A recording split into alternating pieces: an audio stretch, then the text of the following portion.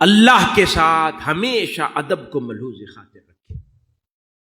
درویش کے لیے یہ بھی ادب ہے، جس کو علم کی تلاش ہے اور علم کے ساتھ اپنی زندگی کو جوڑنا چاہتا ہے۔ ادب یہ کہ جب اللہ کا خیال آ جائے، اللہ کا کلام زبان پر آ جائے، اللہ کی بات آ جائے تو جسم مؤدب ہو جائے، اس ادب کا اظہار آپ کے جسم سے ہو، آپ کے پوسچر سے ہو، آپ کے بیٹھنے اٹھنے سے۔ تاجدار کائنات صلی اللہ علیہ وآلہ وسلم کا ذکر پاک آ جائے، سیدھے ہو کے بیٹھتے۔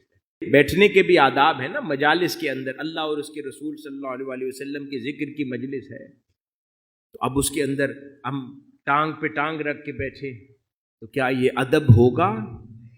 نہیں ہوگا۔ یہ تو عام مجالس کے لیے بھی ادب نہیں ہے۔ برسبیل تذکرہ بات آ گئی، کیونکہ ہم آداب کی ہی نشستیں کر رہے ہیں نا۔ عموماً ہم لوگ بیٹھتے ہیں تو ہم دیکھتے ہیں کہ ایک ٹانگ پہ دوسری ٹانگ رکھتے ہیں، اور وہ بھی کئی بار اس طریقے سے رکھتے ہیں کہ کچھ لوگوں کی ٹانگ پوری طرح دوسری ٹانگ پہ لپٹ کر نیچے نہیں ہوتی۔ سمجھ آ رہی ہے پوسچر؟ ایک تو بیٹھنے کا طریقہ یہ ہے نا کہ آپ دوسری ٹانگ پر ٹانگ رکھیں اور وہ اس پر لپٹ کے نیچے ہو جائے، اور آپ کے دوسرے پاؤں کا رخ نیچے ہو زمین کی طرف، پھر جدا بات ہے۔ لیکن کچھ لوگ پوری ٹانگ ایسے سیدھی رکھتے ہیں اور سامنے ہونے والے شخص کی طرف پاؤں ہو رہا ہوتا ہے۔ یہ انتہا درجے کی بے ادبی ہے۔ جنہوں نے یہ ادب نہیں سیکھا انہوں نے دین کیا سیکھنا ہے؟ اور اگر پوری ٹانگ بھی لپٹ کے بڑوں کے سامنے نہیں بیٹھ سکتے، یہ بھی آداب میں سے نہیں ہے۔ والدین بیٹھے ہیں، اساتذہ بیٹھے ہیں، بزرگ بیٹھے ہیں، ان کے سامنے نیچے کی طرف بھی ہوتی ہو تو نہ کریں۔ ہاں، ہم مجلس ہیں، ہم زمانہ ہے، دوست بیٹھے ہیں، ان میں اگر کوئی ریلیکس ہونے کے لیے اگر یہ عمل کرنا چاہے تو وہ بھی تب جب پوری لپٹ کر نیچے ہو ٹانگ، ایسے نہیں۔ یہ بے ادبی ہے،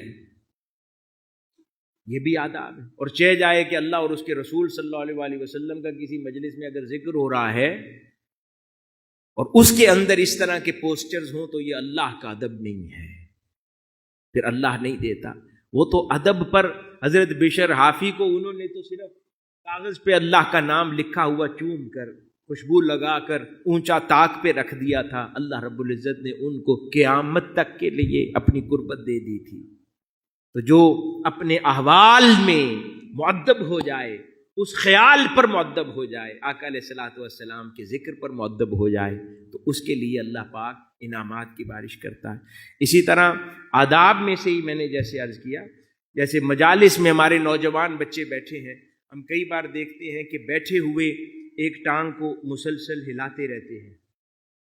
ایسا کرتے ہیں کہ نہیں کرتے؟ کچھ لوگ بات کرتے ہیں ایسے ہلاتے رہتے ہیں ٹانگ، یہ بھی بے ادبی ہے، ادب نہیں ہے۔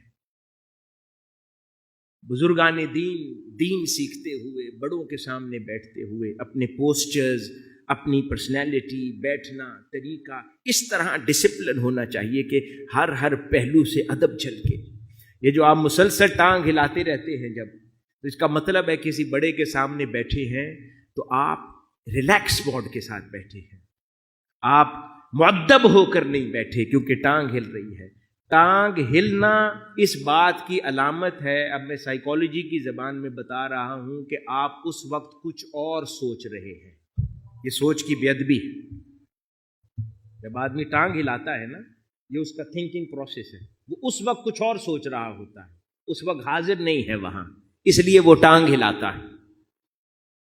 اور یہ آداب میں سے بھی نہیں ہے، بزرگوں اور بڑوں کے سامنے جب بیٹھے ہوں، جیسے میں نے کہا بیٹھنے کا انداز، جیسے حضور شیخ الاسلام رات کو فرما رہے تھے کہ وہ بزرگان دین حضرت امام مالک کے سامنے کسی ولی اللہ کا ہی ذکر آیا، یہ تو ہم اللہ اور اس کے رسول صلی اللہ علیہ وآلہ وسلم کا بات کر رہے ہیں نا، کسی ولی اللہ کا ذکر آیا تو وہ سیدھے ہو کر بیٹھ گئے۔ انہوں نے کہا کہ میں پسند نہیں کرتا کہ کسی اللہ والے کا ذکر بھی میں لیٹے ہوئے سنوں۔ ادب ہے، یہ وہ آداب ہیں۔ تو حصول علم کی راہ میں کتابوں کے ساتھ بھی ایسا ہی ادب ہے، معلم کے ساتھ بھی ایسا ہی ادب ہے۔ جو اس درجے کا ادب اختیار کرتا ہے اسی پر علم اپنے دروازے وا کر دیتا ہے۔